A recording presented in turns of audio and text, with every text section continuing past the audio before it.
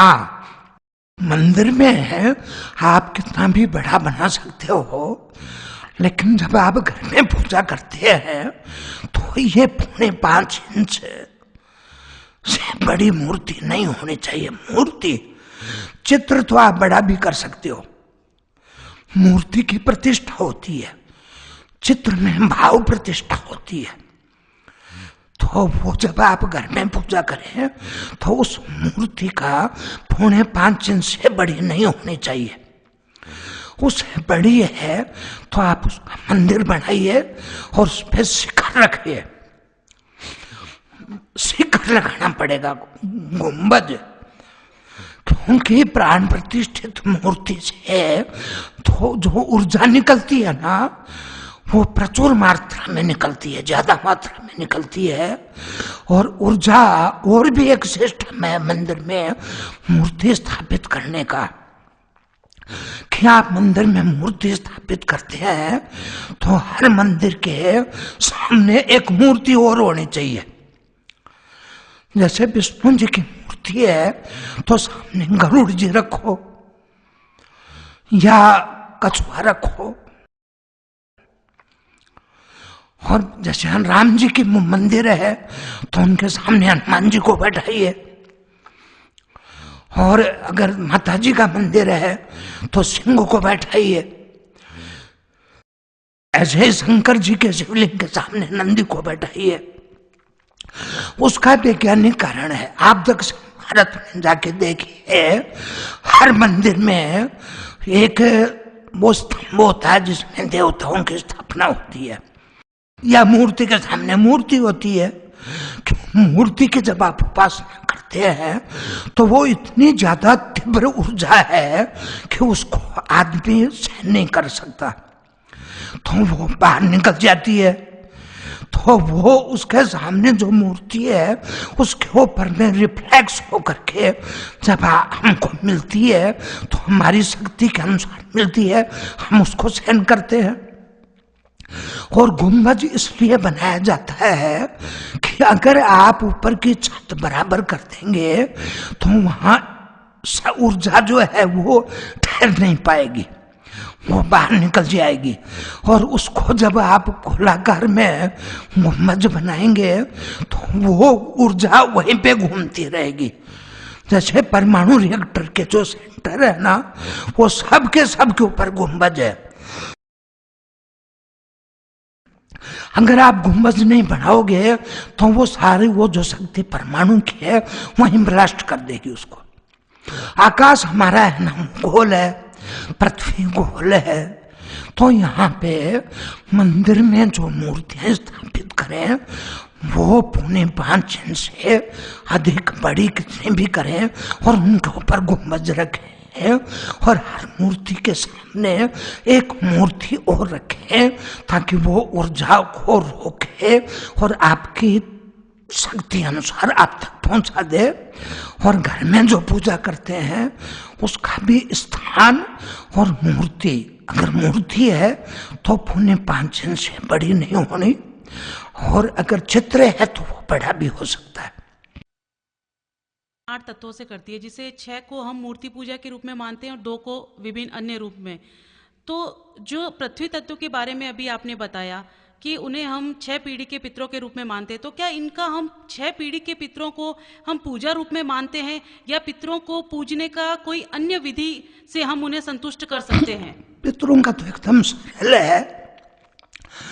पितरों को आप जो अमावस के दिन है उनको एक दिन भोग दे दीजिए, और पीपल का जो वृक्ष है वहां पर दूसरे के पितर नहीं आते, वहां विष्णु भगवान का वास है, वहां जल सींच दो। रविवार को छोड़ के थोड़ा दूध, उसमें पुष्प शहद के बूंद डाल के उनको जल दे दो। पितरों को जल ही चाहिए, और भोजन के रूप में अमावस के दिन उनके निमित्त भोजन दे दीजिए। और साल में हो सके तो 4 बड़ी अमावस आती है तब आप तर्पण कर दीजिए, आधा घंटा का काम है। पितरों का तो एकदम सरल काम है। और उनकी कोई मूर्ति वूर्ति होती नहीं है पितरों की। अगर आप उनको अपने पूर्वजों को याददाश्त रखना चाहते हैं तो दक्षिण दीवार के ऊपर उनकी फोटो चित्र लगा सकते हैं। तो बाप जी, क्या उन जो दक्षिण में हम वो चित्र लगाते हैं, क्या उसकी दिया धूप बत्ती करना आवश्यक है, या मात्र अमावस्या के दिन वो पीपल में जल चढ़ाने मात्र से 6 पीढ़ी के पितर अपना उनका भोग उसको स्वीकार कर लेंगे? हाँ, उनके दिया बत्ती जो आपके घर में जल का स्थान है जिसको परिंदा कहते हैं, वहां धूप दीप कर दो रोज बस। बाप जी, एक आपने जब इतनी सारी ज्ञान की बातें बताई तो कुछ जिज्ञासा और मेरे मन में उत्पन्न हो रही है। पूछिए।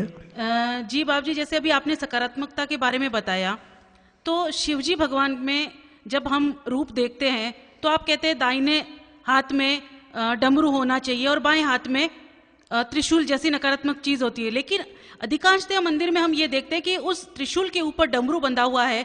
तो बाप जी, एक तो इसका निराकरण कीजिए, और दूसरी जो गंगा जो ऊपर जो उनके शिरा से जो निकलती है उसका किस तरफ रूप होना चाहिए कि जो जिसा हम सकारात्मक रूप में हम पूजा कर सकें? वो गंगा सकारात्मक है तो गंगा जी का जो फ्लो है, भाव है, वो जटा से दाहिने तरफ होना चाहिए। और जो डमरू है वो भी पॉजिटिव चीज है, सकारात्मक है, उसको त्रिशूल के साथ मत बांधिए। डमरू को दाहिने तरफ कर दीजिए, त्रिशूल बाईं तरफ कर दीजिए। ये तो आप भी जानते हो, नेगेटिव पॉजिटिव को इकट्ठा करते ही नेगेटिव हो जाएगा। अच्छा बाप जी, आपने जब इतना सारा कुछ बताया तो इससे कुछ मैं एक बात और बताऊं, मैं भारत के सभी विद्वानों को पता है कि आदमी की ये जो 2 नाड़ी है वो चंद्र नाड़ी बाईं तरफ है और सूर्य नाड़ी दाहिनी है। तो चंद्र नाड़ी पे चंद्रमा को रखना चाहिए। सूर्य चंद्रमा कभी कटा तो होता नहीं।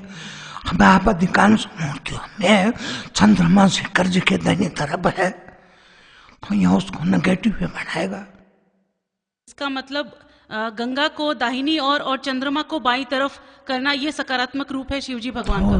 गंगा जी सकारात्मक है और चंद्र नाड़ी बाईं तरफ है तो चंद्र नाड़ी पे चंद्रमा होना चाहिए। सूर्य नाड़ी पे चंद्रमा कैसे होगा? जी बाप जी, आपने जो इतनी सारी बातें बताई उससे कुछ सवालों के तो स्वतः ही मुझे उत्तर मिल गए। इसी कारण शायद दाहिने सूंड के गणेश जी सकारात्मक माने गए हैं। कहा जाता है कि दाहिनी सूंड के गणेश जी की पूजा की जाती है तो वो सर्व सिद्धि प्रदाता होते हैं। वो सकारात्मक सिद्धि प्रदाता होते हैं। देखिए, जहां तक शक्ति का सवाल है वो नकारात्मक ऊर्जा पे भी शक्ति है जिसको आसुरी संपदा कहते हैं, और सकारात्मक भी शक्ति है, लेकिन सकारात्मक शक्ति के साथ में शांति है, भगवान है, और नकारात्मक शक्ति अशांति विनाश करती है। तो नकार शक्ति तो दोनों में ही है। अगर बाईं तरफ आप सुन रखोगे तो लड्डू बाएं हाथ में देना पड़ेगा, और बाएं अंग गणेश जी का नेगेटिव है, लड्डू पॉजिटिव है, तो वहां जो नकारात्मक शक्ति वो आसुरी शक्ति पैदा होंगी। और दाहिनी तरफ देंगे सूंड तो लड्डू दाहिनी तरफ आएगा, तो लड्डू सकारात्मक है, दाहिना अंग सकारात्मक है, तो वह देवी शक्ति आएंगी। शक्ति तो दोनों ही है। अब वो आपके ऊपर में, आपको अगर विध्वंसक शक्ति चाहिए तो बाईं तरफ दीजिए, और अगर पोषक शक्ति चाहिए तो दाहिनी तरफ दीजिए। तो बाप जी, इसका अभिप्राय ये है कि जब हम हनुमान जी की पूजा करते हैं, जो अधिकांश मंदिर में जो दाहिने हाथ में जो गदा दे रखी है, तो वो भी गलत है पूर्णतया? पूरी तरह गलत है। आप हनुमान जी की आरती में है, वो जहाँ हनुमान जी की मूर्ति में दाहिनी गदा है, दाहिने हाथ में, वहाँ आरती में पढ़ी है, लिखा है, बाएं बुझा सुरतल मारे, दाहिने बुझा संत जन तारे। इस बात पे मेरी गीता प्रेस के जो प्रबंधक है उनसे बात हुई। उन्होंने कहा कि वो हथियार को तो जब चलाते हैं तो दाहिने हाथ से चलाते हैं। तो मैंने एक उदाहरण बताया, या तो आपके पुराण गलत है। ब्रह्मांड पुराण में लिखा हुआ है वाम हस्त गदा युक्तम, समर्थ रामदास स्वामी ने पंचमुखी हनुमत कवच बनाया, उसमें लिखा हुआ है वाम हस्त गदायुक्तम। तुलसीदास जी की आरती में लिखा हुआ है बाएं भुजा सूत्र मारे, दाहिने भुजा संत जन तारे। तो आप ना विज्ञान को मान रहे, ना आप गणित को मान रहे, ना आप शास्त्र को मान रहे, तो चाहे जिधर दीजिए उसका परिणाम तो नेगेटिव आएगा। हनुमान जी के विषय में और भी 2-3 बातों का आप ध्यान करिए। हनुमान भक्तों को जब हनुमान जी की उपासना करनी है तो हनुमान जी के बाएं हाथ में गदा हो, दाहिने हाथ में पर्वत हो, आशीर्वाद हो, ध्वजा हो, पॉजिटिव चीज हो। उसके बाद में आजकल अधिकांश जगह पे हनुमान जी को चमेली का तेल और सिंदूर लगाते हैं। तेल नेगेटिव चीज है, वो भैरव जी पे चढ़ती है। हनुमान जी पे केवल गाय का घी और सिंदूर चढ़ता है। आजकल लोग हनुमान जी को माली पन्ना और चांदी के वर्ग चढ़ाते हैं, जो एकदम अशुद्ध चीज है। उसके अलावा हनुमान जी का पैर दाहिना पैर आगे की तरफ होना चाहिए। उसके अलावा की जो पूंछ है वो दाहिनी तरफ होनी चाहिए। अगर पूंछ बाईं तरफ होगी, हनुमान जी की शक्ति पूंछ है, वो बाईं तरफ होगी तो भी वो नकारात्मक मूर्ति होगी।